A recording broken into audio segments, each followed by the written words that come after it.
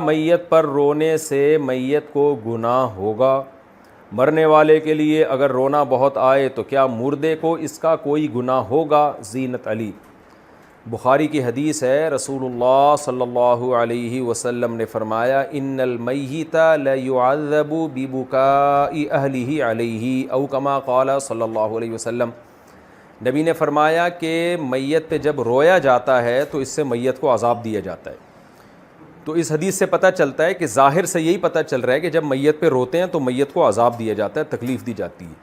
لیکن علماء نے یہاں اس حدیث میں دو قیدیں لگائی ہیں کہ دو شرطوں کے ساتھ ہے، اگرچہ اس شرطوں کا اس حدیث میں ذکر نہیں ہے، لیکن شریعت کا اصول ہے کہ کسی کے عمل کی سزا کسی اور کو نہیں دی جاتی۔ یہ قرآن میں جگہ جگہ ہے، حدیثوں میں بھی ہے کہ ان کے رونے کی وجہ سے بھلا ان کو عذاب کیوں ہوگا، میت کو اس کا کیا قصور ہے؟ تو اس لیے علماء نے یہاں دو شرطیں لگائی ہیں۔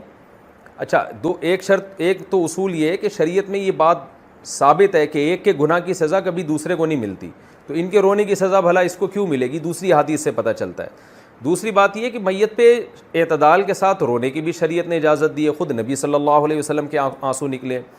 تو ان اصول اور ضابطوں کی روشنی میں، ان دوسری حدیثوں اور قرآن کی آیات کی روشنی میں علماء نے یہ بیان کیا ہے، تمام شارحین حدیث نے، فقہاء نے بیان کیا ہے کہ یہ جو حدیث میں آتا ہے کہ میت پر رونے سے میت کو عذاب ہوتا ہے، اس میں دو شرطیں ہیں۔ پہلی بات تو یہ کہ رونے سے وہ والا رونا مراد ہے جو چیخ چلا کے رونا ہو۔ اگر اعتدال کے ساتھ کوئی رو رہا ہے ہلکی آواز سے، جو نیچرل ہے، جو فطری ہے، جو محبت کا تقاضا ہے، وہ رونا حرام بھی نہیں ہے۔ جب حرام بھی نہیں ہے تو رونے والے کو عذاب نہیں ہوگا تو میت کو کیوں عذاب ہو؟ تو اگر کوئی ہلکی ہلکی آواز سے معمولی اپنی آواز کو پست کر کے، جیسے آنسو آ رہے ہوتے ہیں انسان کے غم کے موقع پر، اس طرح سے رو رہا ہے تو اس میں کوئی حرج نہیں ہے، یہ نیچرل ہے۔ لیکن آواز کے ساتھ رو رہے ہیں، رونا پیٹنا، ہا ہو، ایک چیخو پکار لگی ہوئی ہے اور کوئی سینہ کوٹ رہے ہیں، یا جس طرح سے بعض علاقوں میں دیکھا ہے کہ بلکہ آج کل تو فیشن بنا ہوا ہے، اس طرح سے اگر روتا ہے تو یہ والا رونا ہے جو حرام ہے، ناجائز ہے۔ تو پہلی بات تو یہاں رونے سے جو حدیث میں رونا ہے، چیخ چلا کے رونا مراد ہے، آواز کے ساتھ نوحہ کرنا یا آواز کے ساتھ چیخنا چلانا جو بحکم نوحہ ہی ہے، وہ والا رونا مراد ہے۔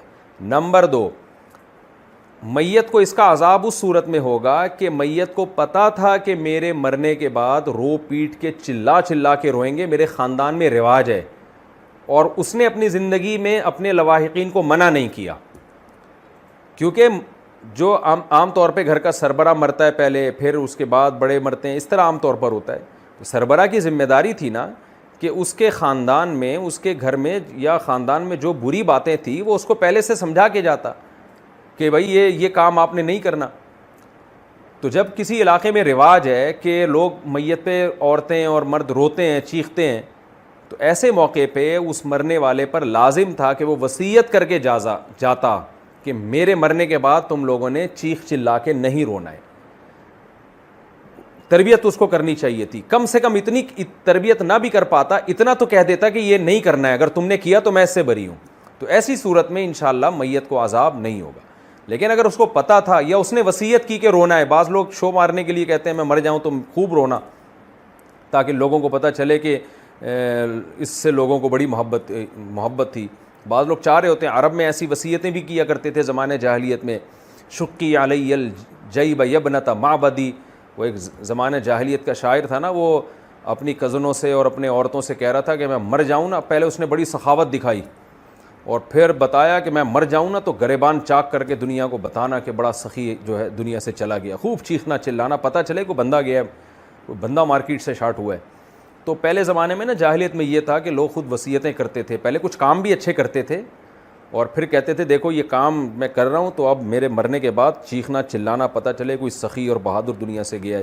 تو شریعت نے اس کو پسند نہیں کیا، اس طرح چیخنے چلانے کو۔ تو اس لیے دو شرطوں کے ساتھ اگر چیخ چلا کے رویا جائے، نمبر دو، میت کو پتہ تھا میرے مرنے کے بعد چیخنا چلانا ہوگا اور اس نے وصیت نہیں کی، تو ایسی صورت میں رونے سے میت کو بھی عذاب ہوتا ہے۔ تو اللہ ہم سب کو محفوظ رکھے، اور آپ سب حضرات اپنے گھروں میں وصیت کریں، بھائی کسی کی بھی ڈیتھ ہو جائے، ٹریننگ کریں، ان کی تربیت کریں کہ بیٹا ایسے رویا جاتا ہے، آرام آرام سے، بچیوں کو خاص طور پہ سمجھایا جائے، گھر کی مستورات کو سمجھایا جائے کہ یہ جو ہا ہوا ہے نا، یہ جاہلوں کا طریقہ ہے، مسلمان ایسا نہیں کرتے ہیں، پڑھے لکھے لوگوں پہ یہ چیزیں سوٹ نہیں کرتی ہیں۔ ان کو سمجھا دیں. پھر بھی اگر کوئی روئے گا تو اسی کو عذاب ہوگا, مرنے والے کو انشاءاللہ عذاب نہیں ہوگا.